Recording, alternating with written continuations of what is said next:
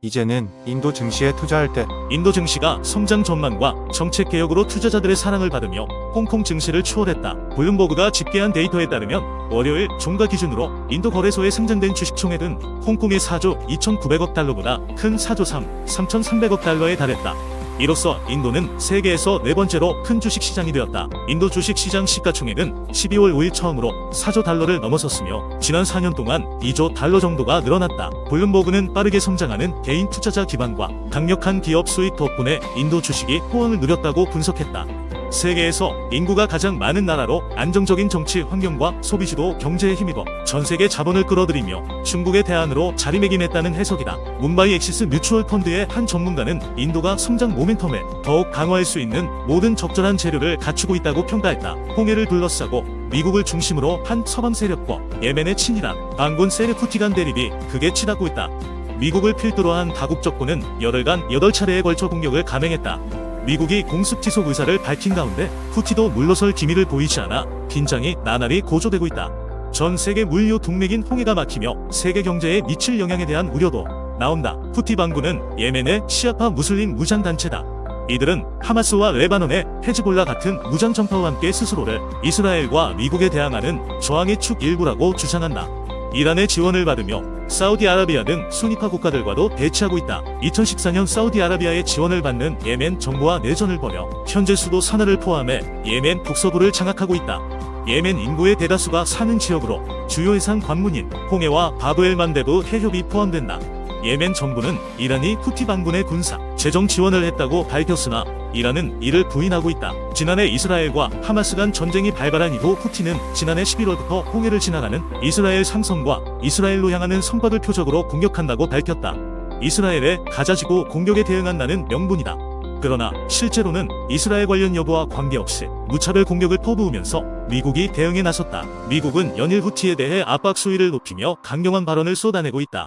존 파이너 백악관 국가안보 부보좌관은 21일 ABC 뉴스 인터뷰에서 억제를 넘어 후티의 공격 지속 능력이 저하될 때까지 공습을 지속할 것이라고 밝혔다.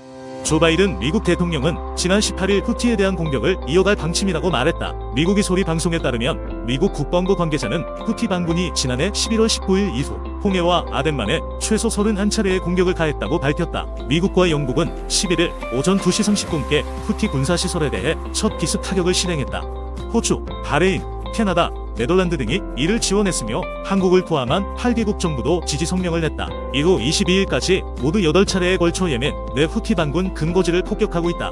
지난달에는 20여 개국이 참여한 다국적 안보 구상 번영의 수호자 작전을 창설하기도 했다. 미국을 필두로 서방 국가들이 매일 공세를 퍼붓지만 후티는 물러서지 않고 팽팽하게 맞선다. 미국의 1차 공습 당시엔 전방이 보복을 경고했고 실제로 미국 유조선을 향해 미사일을 쏘는 등 즉각 반격에 나섰다. 영국 일간지 가디언 보도에 따르면 후티 수장 압둘 말리크 아르티는 지난 18일 연설을 통해 미국과 직접 대결하는 것은 큰 영광이자 축복이라며 미국과 영국이 예멘에 미사일 공격을 가한 것은 후티의 홍해 상선 공격 영향을 보여주는 것이라고 주장했다. 이에 미국 국무부는 지난 17일 후티 반군을 오는 2월 16일 차로 특별 지정 국제 테러리스트로 지정한다고 밝혔다. SDGT로 지정되면 미국 내 모든 자산이 동결되고 미국인과 거래가 금지된다. 후티 반군의 돈줄을 틀어막은 것이다.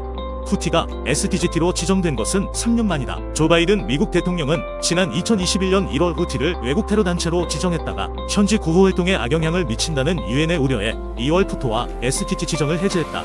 이번에는 푸토 지정은 보류했다. 홍해 긴장이 확전될 양상을 보이며 주변국의 우려도 커지고 있다. 파이살 빈 파르안 알 사우드 사우디아라비아 외교부 장관은 CNN과의 인터뷰에서 매우 우려하고 있다며 항해의 자유를 믿고 지역 긴장 완화를 바란다고 밝혔다. 홍해 항행이 어려워지면서 전 세계 물류 대란 여파도 커지고 있다. 홍해는 유럽과 아시아를 잇는 최단거리 항로로 전 세계 물류의 중추다. 전 세계 해상 운송의 약 15%가 홍해를 지나간다. 해양 데이터 플랫폼 마린 트래픽에 따르면 올해 1월 첫 2주간 수에즈 운하를 통과한 선박은 약 150척에 불과하다. 지난해 같은 기간에는 400척이 수에즈 운하를 지나갔다. 빈센트 클레르 AP 몰러머스크 그룹 최고 경영자는 세계경제 포럼에서 적어도 몇 달 동안 공급망이 중단될 수 있다는 것을 의미한다며 승자는 있을 수 없다. 결국 패자만 있을 것이라고 말했다. 토비아스 마이어 DHL 그룹 CEO는 당장 2주 뒤부터 물류량 대비 컨테이너선 부족 현상이 발생할 것이라고 말했다. 현재 대다수 선박은 홍해를 우회해 남아프리카 희망 동행을 택하고 있다. 약 3,500캐리를 더 가야 해서 물류 운송 기간이 많게는 2주까지 늘어나면서 비용도 증가한다. 해운 컨설팅 업체 드루어리에 따르면 이달 초 40피트 컨테이너 사용 가격이 15% 상승했다. 한국은 중국, 동남아시아, 남미 등에서 원자재를 수입해 제품을 만들어 미국과 유럽으로 수출한다. 홍해, 지정학적 분쟁이 장기화하면 국내 산업도 피해를 면치 못한다. 운항 거리가 늘어나고 선박이 부족해지자 물류 대란도 시작됐다. 테슬라 독일 베를린 그린하이데 공장은 이달 29일부터 다음 달 11일까지 생산을 중단한다. 홍해 항로가 막히며 부품 수급이 어려워져서다. 볼보도 자동차 기어박스 납품 지연으로 벨기에 텐트 공장 가동을 중단한다. 영국 의류업체 넥스트, 스웨덴 가구 브랜드 이케아, 미국 신발 브랜드 크록스 등도 배송 지연을 경고했다. 스티브 라마 미국 의류신발협회 CEO는 홍해 해운에 대한 위협은 전 세계 해양 상업에 대한 위협이라며 전 세계적으로 물류 혼란을 겪고 있다고 말했다. 현재 홍해 물류 대란은 코로나19 팬데믹 초기보다도 더 심각한 수준이다. 앨런 머피시 인텔리전스 CEO는 CNBC에 홍해발 물류 대란으로 인한 선박 용량 감소는 2021년 3월 수에즈 운하 에버기브너 좌초 사고 이후로 두 번째로 큰 규모라고 밝혔다. 그는 코로나19 팬데믹 초기보다도 훨씬 크다며 해운사들은 선박을 추가해야 할 것이라고 말했다. 물류 대란 여파에 물가도 들썩거린다. JP 모건 체이스는 홍해발 배송 지연이 계속될 경우 올해 상반기 전 세계 소비자 가격이 0.7% 오를 것이라고 추정했다. 해상 운임과 보험료 등이 상승하는 탓이다.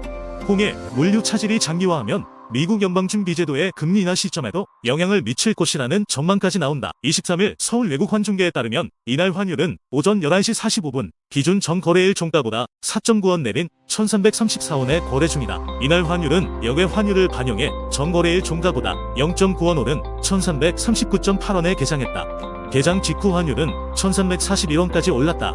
이후 1340원 선 아래로 내려온 환율은 1333원까지 내려가며 하락 전환에 움직이고 있다. 수급적으로 내국가 우위를 보이며 환율 하락을 견인하고 있다.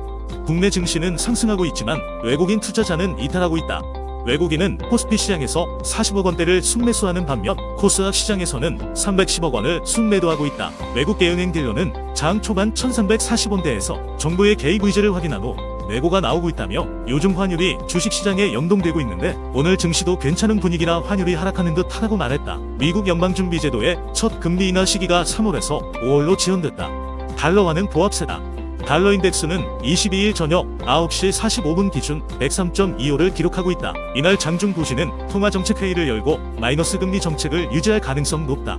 우에다 가즈오 총재가 강조하는 실질 임금이 아직 하락 국면에 위치해 있으며 물가 또한 둔화되고 있기 때문이다. 월 초 발생한 지진의 영향 또한 무시할 수 없는 상황이다. 따라서 2분기 임금 협상 전후로 정책 전환 시점이 지연될 것으로 예상된다. 보지회의 이후 우에다 총재의 메시지에서도 정책 변화가 포착되지 않는다면 엔화는 약세를 나타내며 환율 상승을 부추길 수 있다. 보지회의 결과를 대기하며 달러엔 환율은 148엔대에서 머무르고 있다. 외국계 은행 딜러는 시장에서는 보지회의에서 금리 변경이 없을 거라고 보고 큰 기대는 하지 않는 분위기라며 이날 회의 결과가 매파적이지 않다면 달러엔 환율은 150엔으로 상승할 가능성도 있지만 안착하긴 어려울 것이라고 내다봤다.